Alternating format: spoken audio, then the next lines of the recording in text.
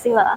So I signed up for this course because I just got a 3D printer recently and I want to create my own designs. And I think this course is really interesting and teach you the basics of 3D CAD design, and I look forward to creating my own creations. So highly recommend to everyone. Hi, I'm Wee Ping. I signed up for this course basically to find out more about 3D printing and the stuff that I can create and maybe treat it as a hobby. I find this course interesting because it really covers quite a lot of the 3D printing aspects, from small things to even it being used in the industry. So I would really highly recommend this course to my friends.